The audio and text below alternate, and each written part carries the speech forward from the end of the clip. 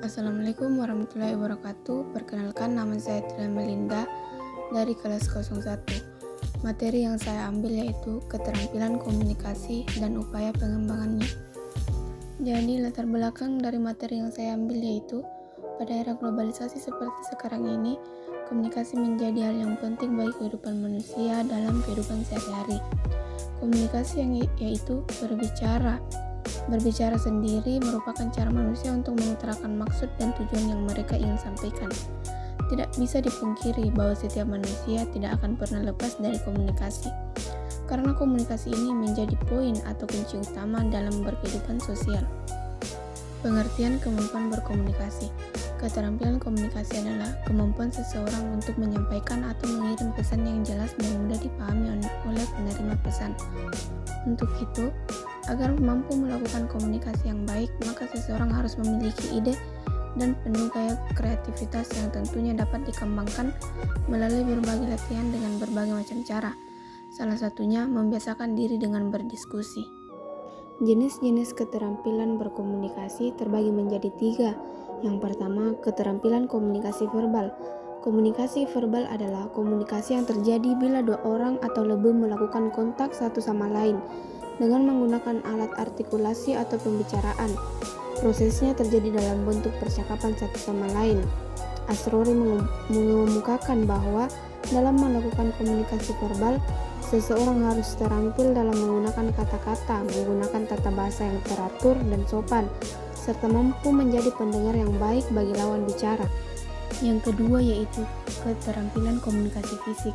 Komunikasi fisik adalah komunikasi yang terjadi manakala dua orang atau lebih melakukan kontak dengan menggunakan bahasa tubuh, misalnya ekspresi wajah, posisi tubuh, gerak-gerik, dan kontak mata. Asrori mengemukakan bahwa seseorang membutuhkan kemampuan untuk menggunakan isyarat nonverbal, seperti ekspresi wajah, lambaian tangan, dan lain sebagainya, secara tepat agar pesan dapat diterima oleh penerima pesan. Yang ketiga, keterampilan komunikasi emosional. Komunikasi emosional adalah interaksi yang terjadi manakala individu melakukan kontak satu sama lain dengan melakukan curahan perasaan. Misalnya, mengeluarkan air mata sebagai tanda sedih, haru, atau bahkan terlalu bahagia. Asrori mengungkapkan bahwa seseorang harus mampu mengontrol mental dan kondisi kejiwaannya agar tetap dalam keadaan stabil. Upaya pengembangan kemampuan berkomunikasi. Yang pertama, mendengarkan dengan aktif. Mendengarkan dengan aktif adalah elemen penting dalam komunikasi yang efektif. Praktikan keterampilan mendengarkan dengan memberi perhatian penuh kepada orang yang berbicara. Yang kedua, pahami audiens dan konteks. Setiap situasi komunikasi memiliki audiens yang berbeda dan konteks yang unik. Sebelum berkomunikasi, pahami audiens Anda dan konteks lingkungan. Yang ketiga, kembangkan keterampilan menulis. Menulis adalah bagian penting dari keterampilan komunikasi.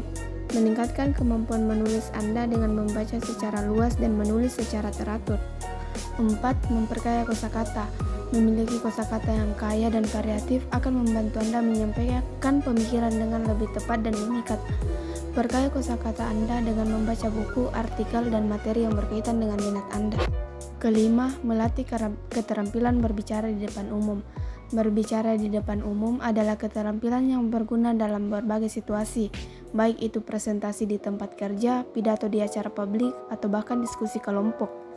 Yang keenam, menggunakan bahasa tubuh yang tepat.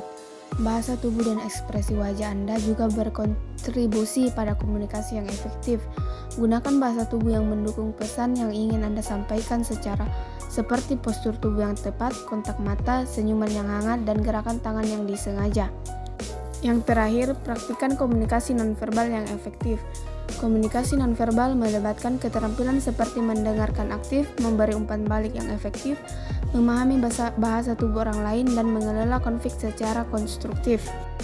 Kesimpulan dari materi ini yaitu, komunikasi dapat didefinisikan sebagai proses penyampaian pesan dalam bentuk simbol atau lambang yang melibatkan the person atau lebih yang terdiri atas pengirim atau komunikator dan penerima atau komunikan, dengan maksud untuk mencapai tujuan bersama mengenai masalah atau persoalan masing-masing pihak.